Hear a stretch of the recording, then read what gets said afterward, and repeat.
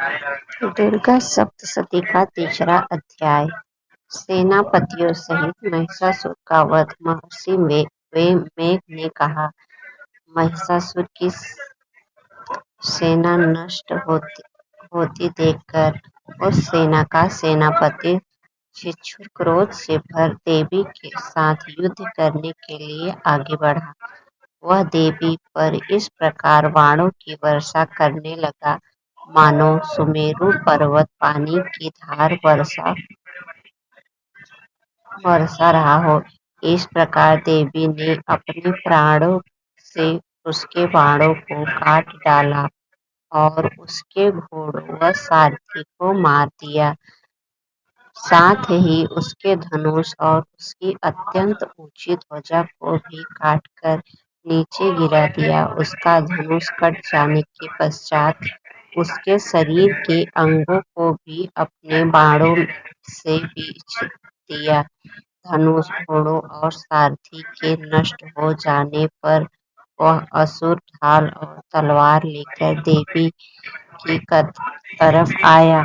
उसने अपनी तीक्ष्ण धार वाली तलवार से देवी के सिंह के मस्तक पर प्रहार किया और बड़े वेग से देवी की बाईं भुजा पर वार किया, किंतु देवी की बाईं भुजा को छूते ही उस दैत्य की तलवार टूटकर दो टुकड़ों हो गई। उससे दैत्य ने क्रोध में भरकर शूल हाथ में लिया और उसे भद्रकाली देवी की ओर फेंका। देवी की ओर आता हुआ वह शूल आकाश से गिरते हुए सूर्य के समान प्रज्वलित हो उठा। उस शूल को अपनी ओर आते हुए देखकर देवी ने भी शूल छोड़ा और महाअसुर के शूल के 100 टुकड़े कर दिए और साथ ही महाअसुर के प्राण भी हर लिए। शिक्षुर के मरने पर देवताओं को दुख होने वाला चामर नामक दैत्य हाथी पर सवार होकर देवी से लड़ने के लिए आया और उसने आने के साथ ही शक्ति से प्रहार किया, किंतु देवी ने अपनी हुंकार से ही उसे तोड़कर पृथ्वी पर डाल दिया। शक्ति को टूटा देखकर दैत्य ने क्रोध से लाल होकर शूल को चलाया, किंतु देवी ने उसको भी काट दिया। इतने में देवी का सिंह उछलकर हाथी के मस्तक पर सवार हो गया और दैत्य के साथ बहुत ही तीव्र युद्ध करने लगा। फिर वह दोनों लड़ते हुए हाथी से पृथ्वी पर आ गिरे और दोनों बड़े क्रोध से लड़ने लगे। फिर सिंह बड़े जोर से आकाश की ओर उछला और जब पृथ्वी की ओर आया तो अपने पंजों से चामर का सिर धड़ से अलग कर दिया। क्रोध से भरी हुई देवी ने शिला और वृक्ष आदि की चोटों से उदग्र को भी मार दिया। कराल को दांतों, मुक्कों और थप्पड़ों से चूर कर डाला। क्रोध हुई देवी ने गदा के प्रहार से उद्यत दैत्य को मार गिराया। हिंदीपाल से वाष्पकाल को बाणों से ताम्र तथा अंधक को मौत के घाट उतार दिया। तीनों नेत्रों वाली परमेश्वरी ने त्रिशूल से उग्रास्य, उग्रवीर्य और महाहनु नामक राक्षसों को मार गिराया।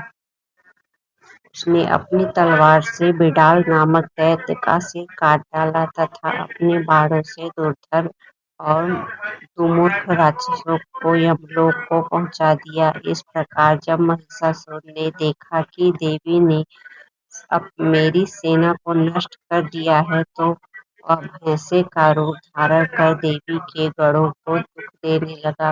उन गणों में कितनों को उसने मुख के प्रहार से, कितनों को खुरों से, कितनों को पूंछ से, कितनों को सींगों से, बहुतों को दौड़ाने के वेग से, अनेकों को सिंहनाद से, कितनों को चक्कर देकर और कितनों के श्वास वायु के झोंकों से पृथ्वी पर गिरा दिया। वह दैत्य इस प्रकार गणों की सेना को गिरा देवी के सिंह को मारने के लिए दौड़ा। इस पर देवी को बड़ा गुस्सा आया। उधर दैत्य भी क्रोध में भरकर धरती को कुरूप से खोदने लगा तथा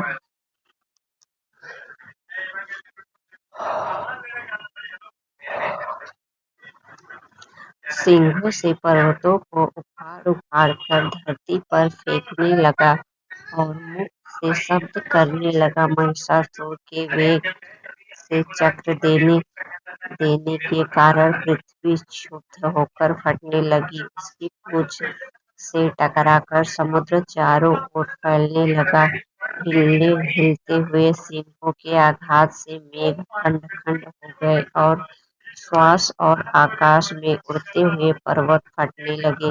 इस प्रकार क्रोध में भरे हुए राक्षस को देख चंडिका को भी क्रोध आ गया और वह उसे मारने के लिए क्रोध में भर गई। देवी ने पास फेंककर दैत्य को बांध लिया और उसने बंध जाने पर दैत्य का रूप त्याग दिया और सिंह का रूप बना लिया। ज्यों ही देवी उसका सिर काटने के लिए तैयार हुई कि उसने पुरुष का रूप बना लिया जो कि हाथ में तलवार लिए हुए था। देवी ने तुरंत ही अपने बाणों के साथ उस पुरुष को उसकी तलवार ढाल सहित बींध डाला। इसके पश्चात वह हाथी के रूप में दिखाई देने लगा और अपनी लंबी सूंड से देवी के सिंह को खींचने लगा और गर्जने लगा। देवी ने अपनी तलवार से उसकी सूंड काट डाली। तब राक्षस ने एक बार फिर भैंसे का रूप धारण कर लिया और पहले की तरह चर अचर जीवों सहित समस्त त्रिलोकी को व्याकुल करने लगा। इसके पश्चात क्रोध में भरी हुई देवी बारंबार उत्तम मधु का पान करने लगी और लाल लाल नृत्य करके हंसने लगी।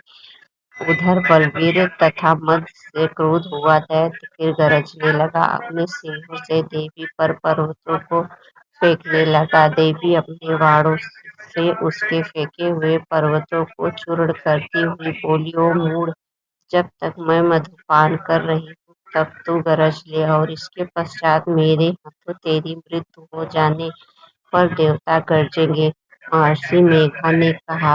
यूं कहकर देवी उछल कर उस दैत्य पर जा चढ़ी और उसको अपने पैर से दबाकर शूल से उसके गले पर आघात किया। देवी के पैर से दबने पर भी दैत्य अपने दूसरे रूप से अपने मुख से बाहर होने लगा। अभी वह आधा ही बाहर निकला था कि देवी ने अपने प्रभाव से उसे रोक दिया। जब वह आधा निकला हुआ ही दैत्य युद्ध करने लगा तो देवी ने अपनी तलवार से उसका सिर काट दिया। इसके पश्चात सारी राक्षस सेना हाहाकार करते हुए वहां से भाग खड़ी हुई और सब देवता अत्यंत प्रसन्न हुए तथा ऋषियों महर्षियों सहित देवी की स्तुति करने लगे। गंधर्वराज गान करने तथा अप्सराएं नृत्य करने लगी। जय माता दी दोस्तों।